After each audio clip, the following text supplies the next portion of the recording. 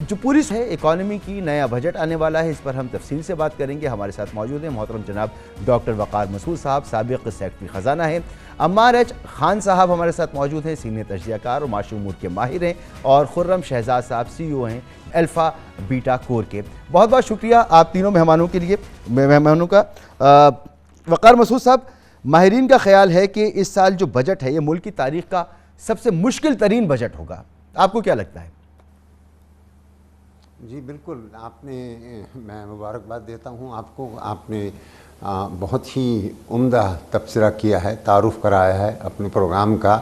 تقریباً تمام باتیں آپ نے جو ہیں ان کا احاطہ کر لیا ہے، ان مشکلات کا اور ان چیلنجز کا جن کا ملک کو اس وقت سامنا ہے۔ اور آپ نے بجٹ کے متعلق جو کہا ہے میں اس سے مکمل اتفاق کرتا ہوں۔ شاید ملک کی تاریخ کا مشکل ترین بجٹ ہوگا۔ یہ پوری معاشی صورتحال مجھے ماضی میں کم از کم ماضی قریب میں نظر نہیں آتی کہ ایسی صورتحال ہو۔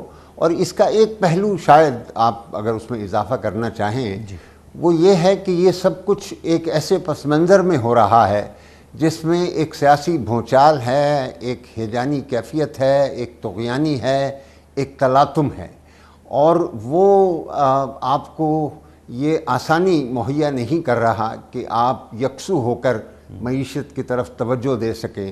تو لہٰذا اس وجہ سے ایک چیلنج جو عموماً آدمی جس کا سامنا کر لے، اس خصوصی پس منظر کی وجہ سے وہ دوہرا بوجھ بنا ہوا ہے۔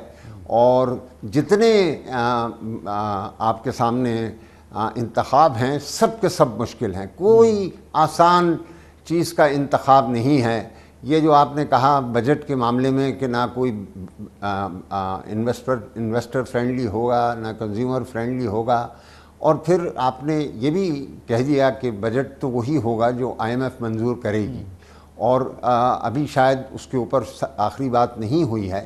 اگر پروگرام طے ہو جاتا ہے تو IMF کی ٹرانچ اس پر ہی موقوف ہوگی کہ بجٹ ان کی منشا کا بنایا گیا ہے، اور وہ جون کے آخر تک میرا خیال ہے کہ ان کے بورڈ میں جائے گا، اور اس موقع پر جو ہے یہ پروگرام ہوگا۔ اب کیا وہ ایک ایسا